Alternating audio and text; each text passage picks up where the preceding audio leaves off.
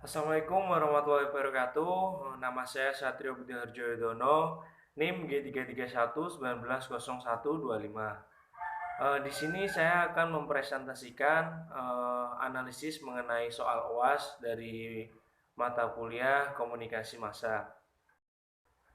1. Menurut saya pemerintah sudah berhasil menjalankan tugasnya dengan tepat sasaran. Namun, cara yang dilakukan oleh pemerintah mungkin kurang maksimal. Pada saat Presiden Jokowi mengumumkan data pasien pertama COVID-19, awal Maret justru menjadi sasaran kritik karena informasi tidak akurat dan identitas korban yang terungkap. Klarifikasi yang kemudian diberikan oleh pejabat negara, setingkat menteri atau staf khusus presiden ternyata menunjukkan kelemahan koordinasi komunikasi di dalam lembaga eksekutif. Jokowi akhirnya menunjuk seorang juru bicara yang menjadi pintu utama komunikasi resmi pemerintah. Namun, sebagai publik sudah tidak mempercayai informasi dari pemerintah dan memiliki sumber informasi lain dari internet, terutama sosial media, yang justru menambah kesimpang siuran. Kebingungan publik ini kemudian diperburuk oleh disinformasi dan misinformasi ruang daring atau online, terutama media sosial.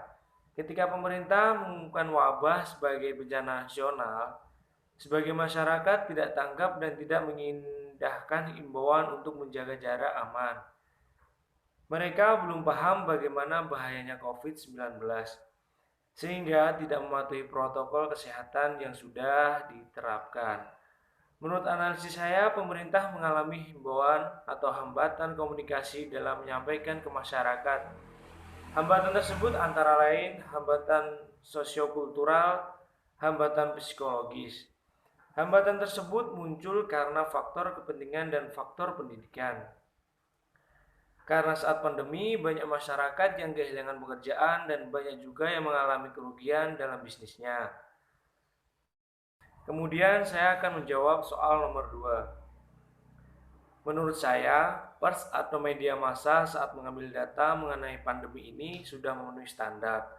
Karena keterangan dari pemerintah dapat dipertanggungjawabkan dengan isi berita yang didapatkan dari Satgas Covid atau pers, media massa juga mengambil data yang valid dan tim Satgas Covid. Data tersebut adalah laporan yang mereka dapat dari sebuah daerah yang ada di seluruh penjuru Indonesia.